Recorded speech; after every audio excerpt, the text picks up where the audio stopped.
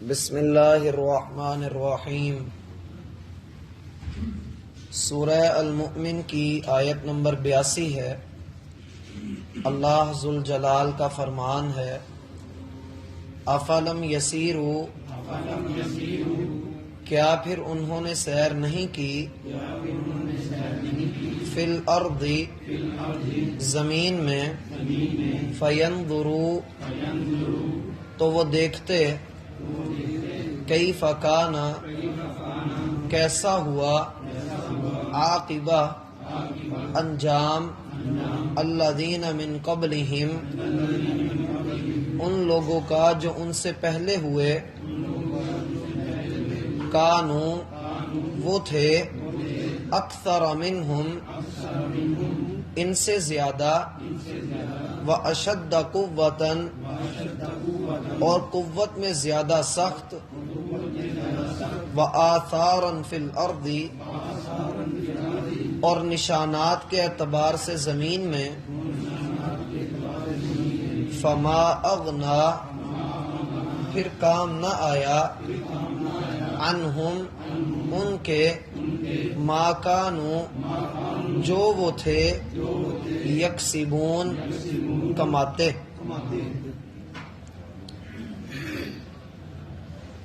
احباب گرامی، آیت نمبر 82 سے لے کر سورت کے آخر آیت نمبر 85 تک وہ تمام باتیں اکٹھی کی جا رہی ہیں جو اس سورت کے آغاز میں ہم نے پڑھی تھی۔ اللہ تعالیٰ یہاں پر ارشاد فرماتے ہیں، کیا ان لوگوں نے زمین میں سیر کر کے نہیں دیکھا، چل پھر کر نہیں دیکھا انہوں نے، تو ان کو اندازہ ہوتا کہ ہم نے ان سے پہلے لوگوں کو کیسے ان کے انجام تک پہنچایا ہے۔ یہ یہاں پر سوال ایسا ہے جس کا جواب کفار کے لیے ممکن نہیں تھا۔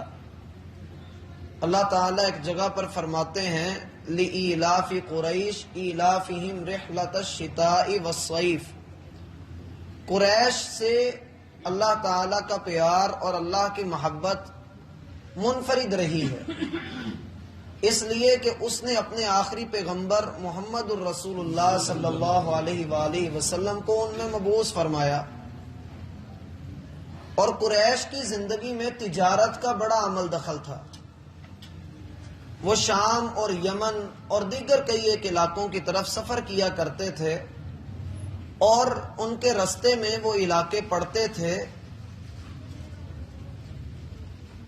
جو سارے پچھلی اقوام کے علاقے تھے، مثلا قوم عاد کا علاقہ، قوم سمود کا علاقہ، مدین والوں کا علاقہ، وہ ان کے قریب قریب تھے۔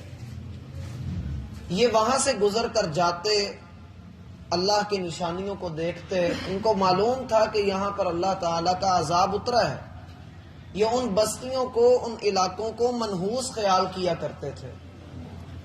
اللہ تعالیٰ پوچھتے ہیں، افلم یسیروا فی الارض فینظروا کیف کان عاقبۃ الذین من قبلہم، کیا انہوں نے چل کر نہیں دیکھا، کیا ان کو پتہ نہیں ہے کہ ہم نے ان سے پہلے لوگوں کا انجام کیا کیا، ان کو ہلاک ہم نے کیسے کر دیا۔ اگر یہ اپنی کثرت کے اوپر خوش ہیں، غرور کرتے ہیں، فخر کرتے ہیں کہ ہمارے بیٹے بہت زیادہ ہیں، ہماری فوج بہت بڑی ہے، تو ان کو یاد رکھنا چاہیے، کانوا اکثر منہم، جو ان سے پہلے لوگ تھے وہ ان سے بہت زیادہ تھے۔ اللہ کے ہاں یہ کوئی بھی نجات کا معیار نہیں ہے کہ ایک قوم کے افراد بہت زیادہ ہیں اور وہ اللہ کی نافرمانی کر رہے ہیں تو نعوذ باللہ اللہ ان سے دب جائے۔ اللہ فرماتے ہیں ایک جگہ پر، وَلَا يَخَافُ عُقْبَاهَا، اللہ کسی کو ہلاک کرنے کے بعد جو اس کا انجام ہے اللہ اسے ڈرتا نہیں، اللہ کو کسی کا کوئی ڈر نہیں۔ فرمایا کانوا اکثر منہم، اگر یہ تعداد کے اوپر فخر کرتے ہیں تو ان سے پہلے لوگ تعداد میں ان سے کہیں بڑھ کر تھے، اور اگر ان کو یہ ہے کہ ہم طاقتور ہیں تو پھر انہیں یہ بھی یاد رکھنا چاہیے، وَأَشَدَّ قُوَّةٍ، ان کی قوت بھی ان سے زیادہ تھی۔ یہ تو کمزور سے لوگ ہیں، اور اگر میرا بھائی آج ہم اپنے آپ کو دیکھیں کہ اگر ہم اس کے مخاطب ہوں تو مشرکین مکہ کی طاقت جس کی ہم مثالیں دیتے ہیں، وہ ایک ایک آدمی ہزار ہزار کے برابر مانا جاتا تھا. ہم کیا ہیں؟ ہم کہتے ہیں ہماری تعداد بڑی زیادہ ہے. کسی کو اللہ 4 بچے دے دے وہ فخر کرتا نہیں تھکتا. کسی کو اللہ 4 دوست دے دے وہ یہی کہتا ہے بس مجھ سے بڑا کوئی ہے ہی نہیں ہے، بس میری عزت ہونی چاہیے، مجھے سلوٹ بجنا چاہیے. فرمایا کانوا اکثر منہم واشد قوہ، کثرت میں وہ تعداد میں بھی زیادہ تھے، قوت میں بھی زیادہ تھے. اور اگر مال و دولت کی بات ہو وآثارا فی الارض، تو ہم نے ان کو مال و دولت میں تم سے بڑھ کر عطا کیا تھا. ان کی نشانیاں زمین میں بکھری پڑی ہیں. ان کے دور میں بھی فیکٹریاں تھیں، بڑی بڑی عمارتیں تھیں. ان کے دور میں وہ اپنے دور کے جدید ترین انسان تھے. ان کے پاس اس دور کی جدید ٹیکنالوجی تھی. اہرام مصر آج بھی اگر دیکھے جائیں تو اس دور میں جس میں ہم تصور بھی نہیں کر سکتے، بڑے بڑے پتھر اتنی ترتیب سے لگانا، پھر اندر روشنی کا بھی انتظام، گرمی میں وہاں پر صحیح طرح سے بندہ رہ سکتا ہے، ایئر کنڈیشنر لگتا ہے، اور اگر سردیاں ہوں تو وہاں پر گرمی کا پورا انتظام ہوتا ہے.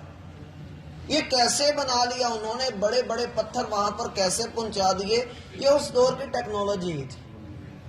یہ ساری نشانیاں ہمارے لیے اس کھڑی ہیں کہ ہم ان سے عبرت حاصل کریں کہ جب اللہ کو نہ ان کی قوت کی پرواہ، نہ ان کی کثرت کی پرواہ، نہ ان کے مال کی پرواہ، فما اغنا عنہم ما كانوا یکسبون، جو بھی وہ کمایا کرتے تھے، کمائی ان کی گندی تھی کہ وہ اللہ رب العالمین کی زمین پر بغاوت کرتے تھے، انبیاء کو قتل کرتے تھے، تکذیب کرتے تھے، اللہ سے دعا نہیں کرتے تھے، اللہ کے علاوہ کسی اور کو پکارتے تھے، اللہ کے دین میں شک کرتے تھے. ان ساری بدعمالیوں کی وجہ سے نہ ان کی قوت ان کے کسی کام آئی، نہ مال دے کر وہ بچ سکے، نہ کسی اولاد نے ان کو بچایا. پھر اللہ فرماتے ہیں فلما جاءتهم رسلهم بالبينات فرحوا بما عندهم من العلم. ان کا ایک جرم یہ بھی تھا کہ رسول جب ان کے پاس واضح ہدایات لے کر آئے تو وہ اپنے پاس موجود علم کے اوپر خوش ہونے لگے، اترانے لگے. انہوں نے کہا ہمیں تو نبی کے علم کی ضرورت ہی نہیں ہے. یہ علم 2 طرح کا ہو سکتا ہے. علم نے اس کے بارے میں 2 قول لکھے. پہلا قول تو یہ ہے کہ اس سے مراد ان کے وہ عقائد تھے جو انہوں نے اللہ کے بارے میں گھڑ رکھے تھے. مثلا اللہ بادشاہ ہے اور اللہ کے آگے کچھ وزیر ہیں، کچھ دیویاں ہیں، کچھ دیوتا ہیں. ہم ان کے نام کے اوپر کوئی قربانیاں کریں گے، کچھ ان کو پکاریں گے، وہ اللہ کے حضور ہماری پکار کو پہنچائیں گے، ہماری فریاد رسی کروائیں گے، پھر اللہ ان کو کچھ حکم دے گا تو وہ فیض بانٹتے پھریں گے. فارحوا بما عندهم من العلم، رسولوں نے آ کر یہ سارے واسطے وسیلے ختم کر کے کہا ڈائریکٹ اللہ کو پکارو. لیکن انہوں نے اس بات کو نہیں ماننا، اپنی چیز کے اوپر خوش رہے. ہم ٹھیک ہیں، باقی سارے غلط ہیں. اور ہم بھی تو یہ جملہ بولتے ہیں نا کہ جو جہاں لگا ہے ٹھیک لگا ہے. کسی کو چھیڑو نہیں، اپنا چھوڑو نہیں. کسی کے عقیدے کو چھیڑو نہیں، اپنا عقیدہ چھوڑو نہیں. اگر ایسا ہی ہوتا تو پھر رسولوں کو بھیجنے کا مقصد ہی کوئی نہیں تھا. اللہ تعالی نے انسان کے پاس اپنے نبی کو اسی لیے بھیجا کہ وہ آ کر اس کی عقل کے تار پود کو سیدھا کرے، اس کو بتائے کہ اللہ ہے کیا، اللہ کی معرفت کیا ہے. لیکن اس نے اپنے علم کے اوپر اپنے علم کو کافی سمجھا کہ بس میں ہی ہوں. جو میں نے سمجھا، جو میرا تجربہ ہے، میں نے اپنے باپ دادا سے سنا، ہم بڑے پرکھوں سے یہی سنتے آ رہے ہیں. اب ایک بندہ ہم ہی میں سے کھڑا ہو کر یہ بات کہے کہ جی اللہ ایک ہے، اللہ کے علاوہ کسی اور کو پکارنا شرک ہے، ہماری سمجھ میں یہ بات نہیں آتی. اللہ تعالیٰ فرماتے ہیں وَحَاقَ بِهِم مَا كَانُوا بِهِ يَسْتَهْزِئُونَ، پھر جس چیز کا وہ مذاق اڑاتے تھے اس چیز نے پکڑ کر ان کو گھیر لیا. قیامت کا مذاق اڑاتے تھے، اللہ نے ان کے اوپر قیامت بھیج دی. دوسرا اس کا معنی اہل علم نے یہ بیان کیا کہ علم سے مراد ان کا تجربہ ہے. وہ اپنے دنیاوی فن کے اوپر اترا رہے تھے کہ اگر ہمارے پاس اللہ تعالیٰ نے یہ نبی بھیجا ہے اور ہمیں یہ نبی ڈرا رہا ہے کہ قیامت آ جائے گی، سب کچھ لٹ پٹ جائے گا، تباہ و برباد ہو جائے گا، اگر اللہ ہم سے ناراض ہی ہوتا تو اتنا کچھ دینے کا مقصد ہی کیا تھا؟ اور اگر اللہ تعالیٰ نے ہمیں اتنا کچھ دیا ہے تو اس کے پاس تو کچھ خود ہے نہیں جو ہمیں ڈراتا پھر رہا ہے۔ نبی صلی اللہ علیہ وآلہ وسلم کو یہی کچھ تو کہا جاتا رہا۔ اللہ تعالیٰ فرماتے ہیں پھر جس چیز کا وہ انکار کر رہے تھے، اور قرآن کے ایک حصے میں آتا ہے کہ جس چیز پر وہ فخر کرتے تھے، جس چیز کے اوپر انہوں نے بھروسہ اور تکیہ کیا ہوا تھا، وہی چیز ان کی ہلاکت کا سبب بن گئی۔ فَلَمَّا رَأَوْا بَأْسَنَا، اور جب انہوں نے ہمارے عذاب کو دیکھا، قَالُوا آمَنَّا بِاللَّهِ وَحْدَهُ وَكَفَرْنَا بِمَا كُنَّا بِهِ مُشْرِكِينَ، عذاب کو دیکھ کر کہنے لگے ہم اس وحدہ لا شریک پہ ایمان لاتے ہیں اور ہم شرک کرنے والے نہیں ہیں۔ یہ بھی بہت بڑی انسان کی جو ہے وہ دوغلی پالیسی ہے کہ جب اس کے اوپر مصیبتوں کے پہاڑ ٹوٹتے ہیں، جب یہ سمجھتا ہے کہ اب میں پھنس گیا ہوں، پھر کہتا ہے اللہ تو ہی ہے بس۔ جیسے فرعون غرق ہو رہا تھا تو اس نے کیا کہا؟ میں اس رب پر ایمان لاتا ہوں جس پر بنی اسرائیل ایمان لائے۔ اللہ تعالیٰ نے فرمایا اب تیرے ایمان لانے کا کچھ فائدہ نہیں ہے، تو نے پہلے اپنی مرضیاں کی، اپنی خواہشات کے اوپر چلا، زمین میں فساد برپا کیا، بیٹوں کو تو نے قتل کروایا، عورتوں کی عزتوں کو تو نے لوٹا، موسیٰ علیہ السلام کے خلاف تو لڑا، اب تو ایمان لے آتا ہے جب تیرا آخری وقت سامنے آ رہا ہے، اب تیری توبہ قبول نہیں ہے۔ یہاں یہ مسئلہ بھی سمجھ لیں کہ انسان ہر گناہ کی توبہ چلتے سانسوں کے ساتھ کر لے، اللہ اس کی توبہ کو قبول کرے گا، لیکن جب موت کا وقت آ جائے اور ہر مرنے والا اپنی آنکھوں کے سامنے موت کا منظر دیکھ رہا ہوتا ہے، اسے نظر آ رہا ہوتا ہے، ہمیں نہیں نظر آ رہا ہوتا، اور حدیث میں آتا ہے ان اللہ یقبل توبۃ العبد ما لم یغرغر، اللہ بندے کی توبہ کو قبول کرتا ہے جب تک روح یہاں تک نہ پہنچ جائے، آخری ہچکی، غرغرے کی آواز، یہاں سے جو آواز ہے اس کے آنے سے پہلے پہلے اگر بندہ سچی توبہ کر لے، اللہ کے ہاں اس کی توبہ مقبول ہے۔ اللہ قرآن میں ایک جگہ پر فرماتے ہیں وَلَيْسَتِ التَّوْبَةُ لِلَّذِينَ يَعْمَلُونَ السَّيِّئَاتِ، عادی گنہگار کی توبہ نہیں ہے، حَتَّى إِذَا حَضَرَ أَحَدَهُمُ الْمَوْتِ قَالَ إِنِّي تُبْتُ الْآنَ، جب اس کی موت کا وقت آتا ہے تو کہتا ہے اب میں توبہ کرتا ہوں۔ اللہ فرماتے ہیں یہ مر رہا ہے، کافر کی موت مر رہا ہے، ہمارے ہاں اس کی توبہ کچھ بھی حیثیت نہیں رکھتی۔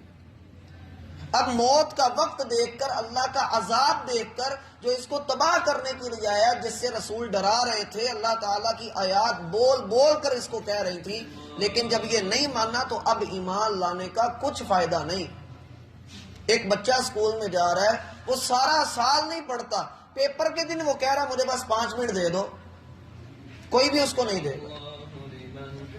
اللہ فرماتے ہیں فَلَمْ يَكُ يَنْفَعُهُمْ إِيمَانُهُمْ لَمَّا رَأَوْا بَأْسَنَا، پھر ان کا ایمان ایسا نہیں تھا کہ ان کو کچھ فائدہ دیتا جب ہمارا عذاب آ چکا تھا، وہ ایمان اتنا تھا ہی نہیں، وہ تو ڈراوے کا ایمان تھا۔ اور اللہ نے اس چیز کو بھی قرآن میں ذکر کیا۔ اللہ فرماتے ہیں جب ان کی کشتی ڈوبنے لگتی ہے تو کہتے ہیں اللہ یہاں سے بچا لے، ہم یہاں سے پار لگ جائیں پھر تجھے پکاریں گے۔ اللہ فرماتے ہیں جب ہم ان کو پار لگا دیتے ہیں پھر وہی کام شروع کر دیتے ہیں۔ اب جب اللہ کا عذاب آ گیا، یہ وقتی طور پر ایمان لانا، اللہ تعالیٰ نے فرمایا کہ ان کو کچھ فائدہ نہیں دے گا۔ سنت اللہ التی قد خلت فی عبادہ، یہی اللہ کا طریقہ ہے اور یہی شروع سے چلتا آ رہا ہے۔ اللہ اپنے بندوں کے بارے میں یہی قانون رکھتا ہے۔ یاد رکھیں میں نے چند دن پہلے بھی آپ لوگوں سے کہا تھا کہ اللہ کو کسی قوم سے یا کسی بندے سے محبت نہیں ہے، اللہ کو محبت ہے اپنے قانون سے۔ جو اللہ کے قانون کو ماننے، اللہ کے قانون کے مطابق چلے، وہ اللہ کا پیارا ہے، اور جو اللہ کے قانون کے مطابق نہیں چلتا پھر وہ بھلے جو کوئی مرضی ہو، اس کا نسب، اس کی برادری، اس کا رشتہ کتنا ہی اونچا کیوں نہ ہو۔ اللہ نے ہمارے سامنے نوح علیہ السلام کے بیٹے کو ڈبویا، ابراہیم علیہ السلام کے باپ کو جہنم کی وعید سنائی، اور لوط علیہ السلام اور نوح علیہ السلام کی بیویاں جہنم کے اندر داخل کی۔ ابو طالب کے بارے میں اللہ تعالیٰ نے فرمایا کہ اس کے قدموں کے اندر جوتا ہوگا اور جوتے کے تسمے آگ کے بنے ہوئے ہوں گے۔ اللہ کے ہاں نسب، برادری، خاندان، سٹیٹس، دولت، مال، اولاد کچھ معنی نہیں رکھتی۔ اللہ تعالیٰ آگے فرماتے ہیں وَخَسِرَ هُنَالِكَ الْكَافِرُونَ، پھر اس وقت اور اس جگہ جن لوگوں نے، کافروں نے انکار کیا تھا، انہوں نے وہاں پر نقصان اٹھایا، پھر ان کو کوئی چیز بھی وہاں پر فائدہ نہیں پہنچا سکی۔ تو میرا بھائی یہ پوری صورت اپنے اندر ایک چیز جو سمیٹ کر رکھتی ہے وہ یہ کہ مانگو صرف اللہ سے، اللہ کے علاوہ کسی اور کے در پہ جانا نری ہلاکت ہے، نری جہالت ہے، نری زیادتی ہے۔ اس لیے بندے کو چاہیے کہ صرف اور صرف اللہ کے در پہ آئے۔